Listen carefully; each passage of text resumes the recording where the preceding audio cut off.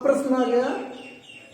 देखो प्रश्न क्या होगा, जनसंख्या वितरण को प्रभावित करने वाले आर्थिक कारकों की विवेचना कीजिए। ठीक है, तो सीधे आ जाएंगे 4 नंबर में आएगा ये। ठीक है, उससे ज्यादा नहीं आना चाहिए। अगर 6 नंबर में आएगा, तीनों आ सकता है, तो भौतिक कारक ज्यादा उम्मीद है।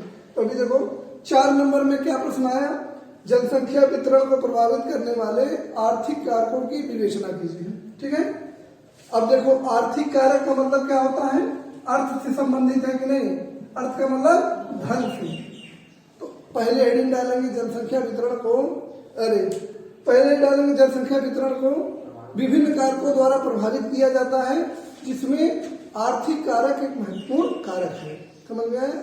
फिर हम हेडिंग डालेंगे आर्थिक कारक, फिर बताएंगे आर्थिक कारक क्या होता है। ठीक, तो आर्थिक कारक क्या होता है, ऐसे सभी कारक जिनसे मनुष्य द्वारा धन प्राप्त किया जाता है, या रोजी रोटी के लिए कार्य किया जाता है, या भोजन के लिए कार्य किया जाता है, उसे आर्थिक कारक में सम्मिलित करते हैं। ठीक है, और यह आर्थिक कारक जनसंख्या वितरण को कुछ निम्न प्रकार से प्रभावित करते हैं। ठीक है, अब क्या करेंगे, आर्थिक कारक को हम 3 भागों में बांट देंगे। ठीक है, आर्थिक कारक निम्न प्रकार से इसे प्रभावित करते हैं।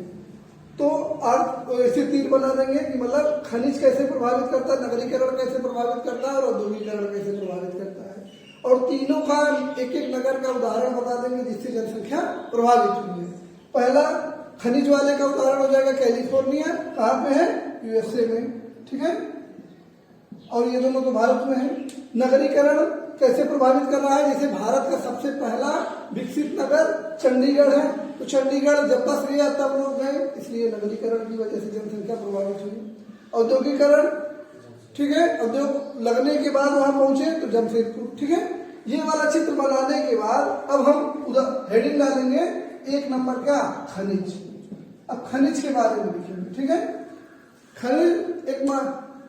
खनिज कुछ ऐसे महत्वपूर्ण तत्व होते हैं जो मानव के लिए एक उपयोगी संसाधन हो सकते हैं। ठीक है, या आर्थिक दृष्टि से उपयोगी हो सकते हैं या होते हैं। और इन खनिजों को निकालने के लिए हमें बृहद पैमाने पर वहां मशीन, सड़क इत्यादि संस्थागत ढांचे को विकसित करना पड़ता है, जिस कारण से वहां जनसंख्या पहुंचती है या निवास करती है, जो धीरे धीरे बढ़कर एक नगर का रूप ले लेते हैं, जैसे कैलिफोर्निया नगर हो गया। कैलिफोर्निया की कहानी सुना है, लिखना होगा तो लिख देना। देखो दूसरा नगरीकरण हेडिंग डाला। नगरीकरण का अर्थ है नगरों का विकसित होना। जिन क्षेत्रों में नगरीकरण अधिक होगा वहां जनसंख्या अधिक रहने के लिए अधिक आकर्षित होती है, क्योंकि वहां स्वास्थ्य, शिक्षा, भोजन, पानी इत्यादि, रोजगार इत्यादि की अच्छी सुविधा होती है, जिस कारण लोग उन क्षेत्रों में तेजी से जाते हैं।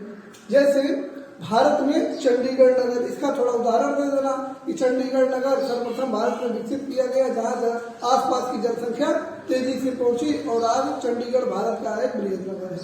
समझ में आया? औद्योगिकरण, उद्योगों के लगने के बाद इसमें लिख देना, औद्योगिकरण से भी जनसंख्या महत्वपूर्ण रूप से प्रभावित होती है। जिन क्षेत्रों में उद्योग लगते हैं उन क्षेत्रों में काम करने वाले मजदूर, इंजीनियर, व्यापारी इत्यादि आसपास रहने के लिए आ जाते हैं, जिस कारण से औद्योगिक क्षेत्रों में जनसंख्या तेजी से वृद्धि होती है, जनसंख्या की तेजी से वृद्धि होती है। ठीक है, उदाहरण जमशेदपुर। टाटा द्वारा स्टील प्लांट लगाने के बाद क्रमशः तेजी से विकसित हुआ, जो भारत का एक महत्वपूर्ण नगर है। अब अंतिम में कंक्लूजन भी लिखेंगे। इस प्रकार स्पष्ट है कि आर्थिक कारक जनसंख्या वितरण को महत्वपूर्ण रूप से प्रभावित करता है। कल का यही प्रश्न है, तुम लोग लिख के लाना। ठीक,